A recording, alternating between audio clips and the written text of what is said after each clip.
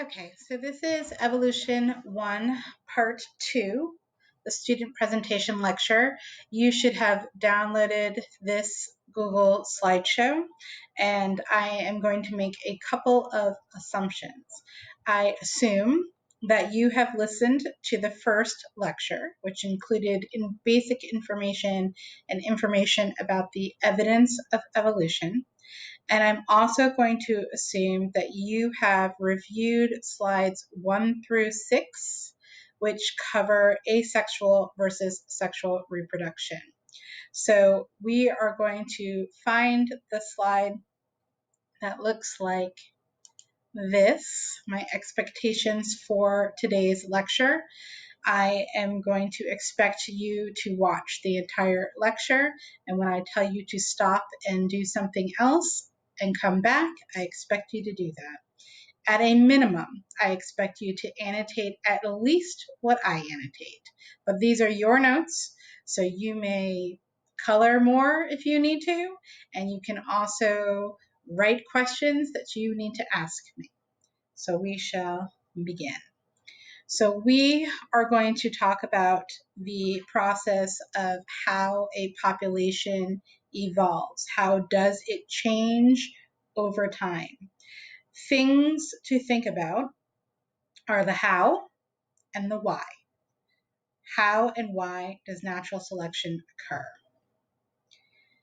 If you missed class and you did not see the video about natural selection, the natural selection stated clearly video, you may pause now and watch that video.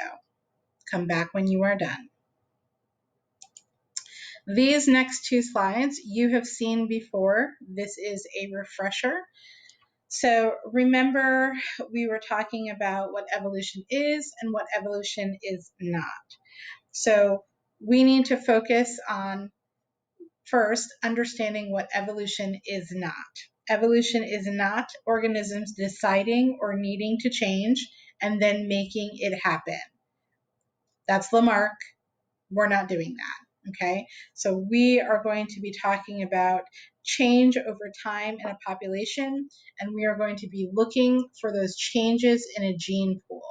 So how do the genes come into and exit the gene pool?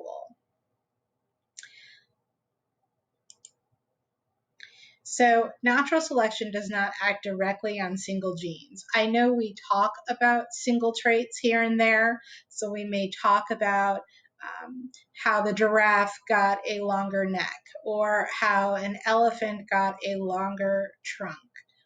But individuals are made up of a whole bunch of genes, right? We have 23 pairs of chromosomes and we have thousands of genes.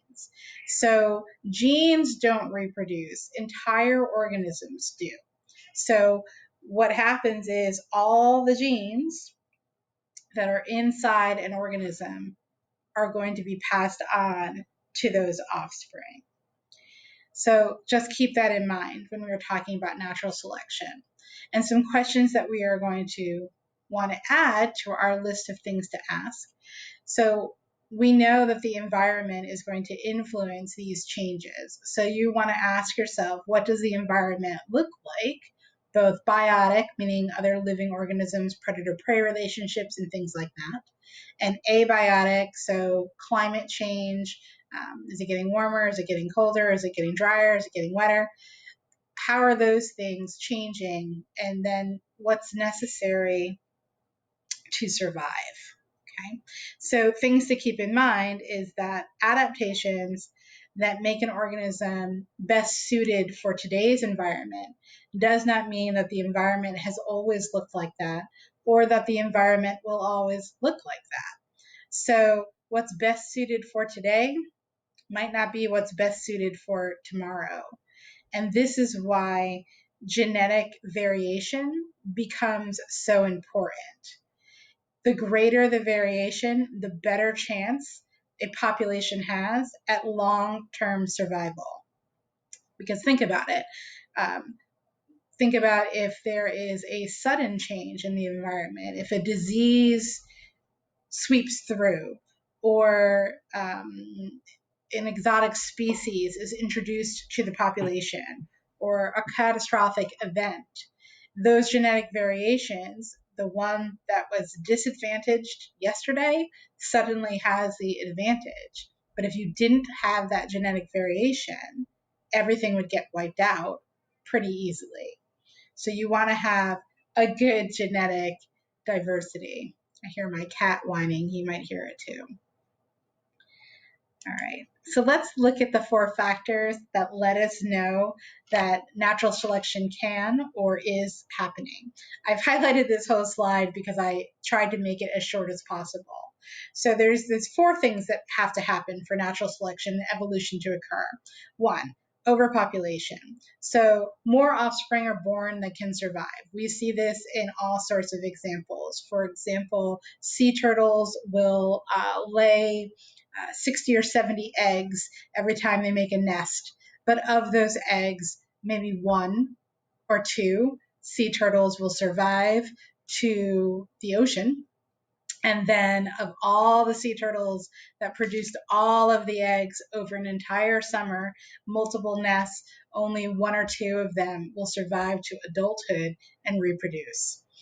Variation, that genetic variation that we've already talked about.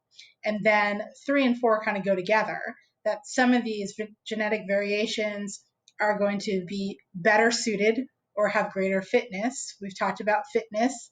And those that are best suited for their environment will survive longer, reproduce more, and pass those genetic traits on more than those that are less suited.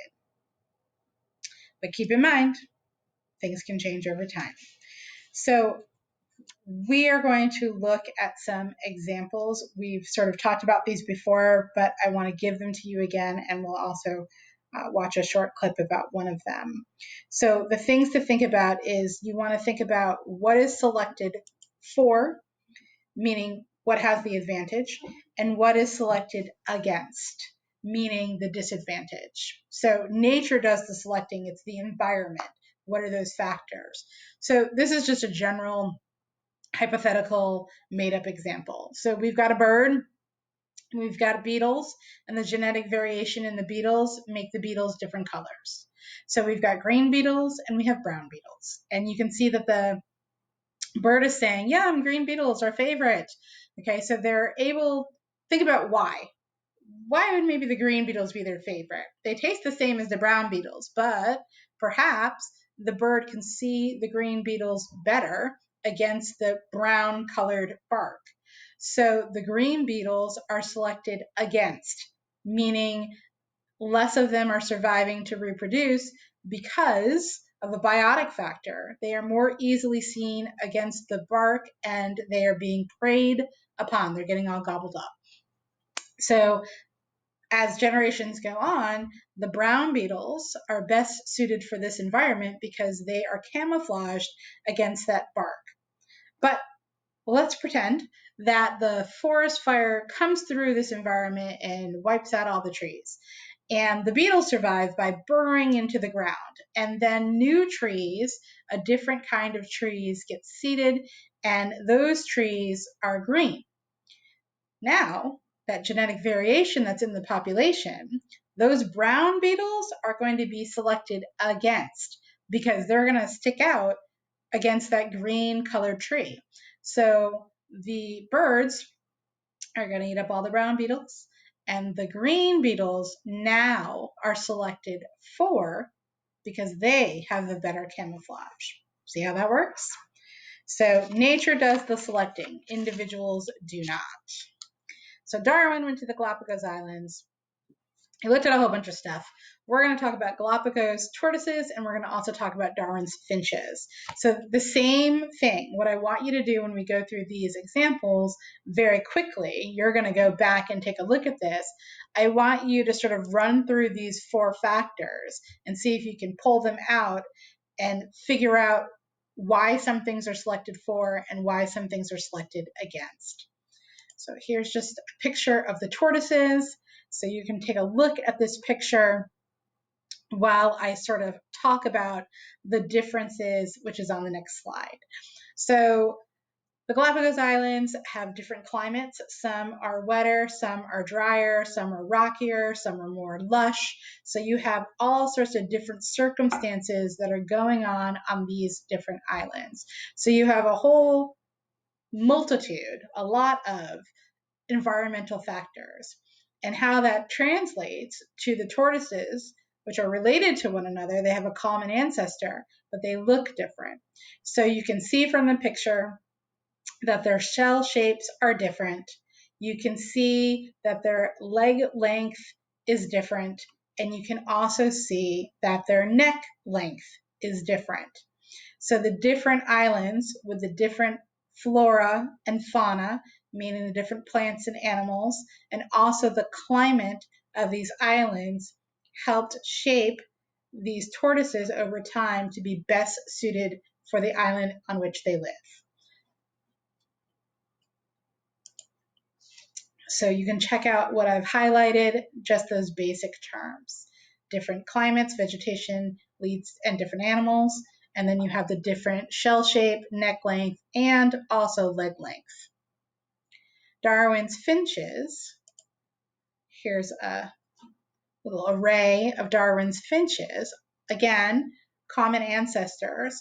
But if you take a look at the different islands with the different flora and fauna, and you have different food sources, which has led to differences in beak size, beak length, and also bird size. So again, those environmental factors. So if you look at this slide, which came before it, you can see what I've highlighted. So you should stop here and pause and take a look at the Darwin's Finches video. It's about 3 minutes long, and when you're done, you should come back here. So we have a review video. So you have two things to do. You have to download the worksheet. It's a PDF file, so digital kiddos, you are going to need to do your work on notebook paper. You are not sharing this with me. Don't try to turn it in. This information is going to be covered on the quiz. And then you will watch the natural selection video for the Amoeba Sisters. So this last slide shows you the quiz information. It's not a live link on your Google Slideshow. It will be open on Wednesday, February 3rd from 2:30 p.m. It will close on Friday, February 5th at 7 a.m. You will need to go, this is Tuesday, yes, Tuesday's calendar, but really we're going to look at, I'm going to change this to Wednesday's calendar. So you really want to look at Wednesday's calendar. I will change that on my slide for you. So Wednesday's calendar, and the reason is because it's going to include the notes that we just went over, the lecture and the videos, the Amoeba Sisters video, but tomorrow, Wednesday, we have a Gizmos, and the quiz is actually going to cover some of that. So it's going to be on Wednesday's calendar, and it opens on Wednesday. These dates are correct. That is it. Go take care of your Amoeba Sisters.